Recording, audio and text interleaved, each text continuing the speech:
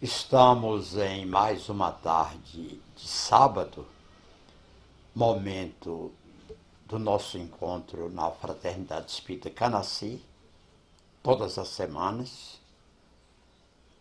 Normalmente os estudos do Evangelho segundo o Espiritismo, que têm sido muito interessantes e importantes para o conhecimento, para a meditação e, sobretudo, no trabalho de ajuda também aos irmãos do mundo espiritual. Hoje estudamos uma advertência de João, que é: não creais em todos os espíritos. Então, capítulo 21, itens de 6 a 9. Então, primeira epístola de João, capítulo 4. Examinem os espíritos. Assim disse João: meus bem-amados, não creais em qualquer espírito. Experimentai se os espíritos são de Deus, porquanto muitos falsos profetas se têm levantado no mundo. Então, ao tempo dele já podia dizer com muito cuidado essa advertência: experimentai se os espíritos são de Deus. Então, confiança é a base de tudo. Aconselhável não acreditar em qualquer espírito que se manifeste só por ser espírito, condicionando-se a uma obediência muitas vezes descabida. Então, do mesmo modo que a física, a química, a astronomia, a geologia revelaram as leis do mundo material, o Espiritismo revela outras leis desconhecidas, as quais regem as relações no mundo corpóreo com o seu mundo, o mundo material. Então, o Espiritismo revela outras leis desconhecidas, as que regem as relações do mundo corpóreo com o mundo espiritual. O intercâmbio dos dois mundos, o físico e o espiritual. Missão do Espiritismo.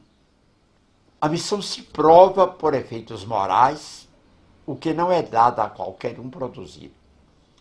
Esse é um dos resultados do desenvolvimento da ciência espírita. Pesquisando a causa de certos fenômenos, sobre muitos mistérios, levanta ela o véu e faz surgir a verdade. Então, provai se os espíritos são de Deus. João adverte dizendo: meus bem-amados, repetindo, não acrediteis em todo espírito, mas experimentai se os espíritos são de Deus, porquanto muitos falsos profetas se têm levantado no mundo. Resultado: julgam-se os espíritos pela qualidade de suas obras, como a árvore pela qualidade dos seus frutos. Os bons espíritos, o espiritismo nos faculta os meios de experimentá-los, apontando os caracteres pelos quais se reconhecem os bons espíritos, caracteres sempre morais, nunca materiais. Até porque não dava para aproveitar caráter material e espírito, que não é matéria. Então, ampliar o conhecimento literal e espiritual do Evangelho para oferecer com maior segurança a outras criaturas. Quais são os frutos que sua árvore está dando? Uma boa pergunta. Que frutos? Pelo fruto é que se conhece a qualidade da árvore. Uma árvore boa não pode produzir maus frutos. E uma árvore má não pode produzir frutos bons. Julgam-se os espíritos pela qualidade das suas obras, como uma árvore pela qualidade dos seus frutos. Então, raciocinando da forma espírita, reconhece-se a árvore pelo seu fruto. Conhece-se a árvore pelo seu fruto? Interrogando. Se, pois, são amargos os frutos, já sabeis queimar é a árvore. Se, porém, são doces e saudáveis, direis, nada que seja puro pode provir de fonte má. É assim que deveis julgar. São as obras que deveis examinar. O Pai, que nos dá o trigo para o celeiro através do solo, envia-nos a luz através do céu. Se a claridade é a expansão dos raios que a constituem, a fartura começa no grão. Palavras de Nélio Lúcio, espírito. Os investidos de poder divino revelam sinais de uma missão de natureza elevada, possuem no mais alto grau as virtudes cristãs e eternas. A caridade, o amor, a indulgência, a bondade, tudo que concilia os corações, a caridade, o amor, a indulgência, a bondade. Se, em apoio das palavras, os Espíritos apresentam atos, podereis então dizer, estes são realmente enviados de Deus. Então, bem-aventurados os humildes de espírito. Desconfiai, disse João, dos que pretendem ter o monopólio da verdade. O Cristo envia para propagar a sua santa doutrina e regenerar o seu povo, serão, acima de tudo, brandos e humildes de coração. Brandos e humildes de coração.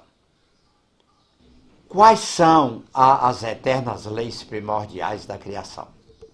Viajores, só por pouco tempo mais estareis nas trevas, só por pouco tempo mais estareis nas trevas e nas dores da provação.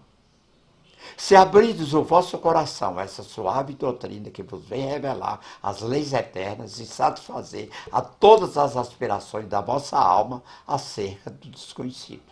Então é só esperar, ter paciência, esperar a misericórdia de Deus.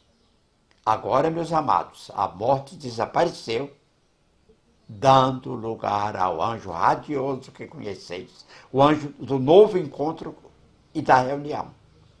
Agora, vós, que bem desempenhada haveis a tarefa que o Criador confia às criaturas. Ele é Pai e perdoa sempre aos filhos que clamam por misericórdia. Continuai, avançai incessantemente. Seja vossa divisa a do progresso contínuo em todas as coisas, até que finalmente chegueis ao termo feliz da jornada, onde vos esperam todos os que vos precederam. Assinado a mensagem em Bordeaux, 1861, por Luiz. Então, a missão espiritual do Brasil. Julgais que Deus seja menos prudente do que os homens? Ficais certos de que só confia missões importantes aos que ele sabe são capazes de as cumprir, porquanto as grandes missões são fardos pesados que esmagaria o homem carente de forças para carregá-los. Então, Deus dá força, o fardo, a quem esteja capaz de cumprir a sua missão.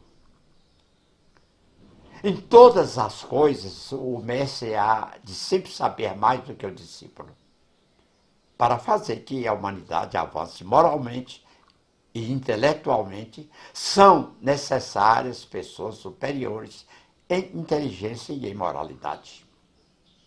Aí o Chico Xavier. Por isso, para essas missões são sempre escolhidos espíritos já adiantados, que fizeram suas provas em outras existências, visto que, se não fossem superiores ao meio em que têm de atuar, nula lhes resultaria a ação. Bezerra de Menezes, a vez de concluir que o verdadeiro missionário de Deus tem de justificar pela sua superioridade, pelas suas virtudes, pela grandeza. Se pelo seu caráter o Espírito se mostra abaixo do papel com que se apresente, ou da personagem sob cujo nome se coloca, mais não é do que o enganador. Os verdadeiros missionários de Deus ignoram-se a si mesmos, em sua maior parte. Desempenham a missão de que foram chamados pela força do gênio que possuem, secundado pelo poder oculto que os inspira e dirige. Os verdadeiros profetas se revelam por seus atos de forma humilde e modesta. Erasto, Paris, 1862. A atitude do aprendiz do Cristo deve ser a de atender aos serviços ativos a que foi convocado em qualquer lugar, situação, idade e tempo. Está em Vinhas de Luz. Princípios da oração do Pai Nosso. São 7. Facilitar no lar e fora dele o amparo necessário para enfrentar as dificuldades materiais e espirituais, mantendo operantes os princípios da oração e da vigilância. Somos convocados a darmos o melhor de nós junto às pessoas com as quais convivemos.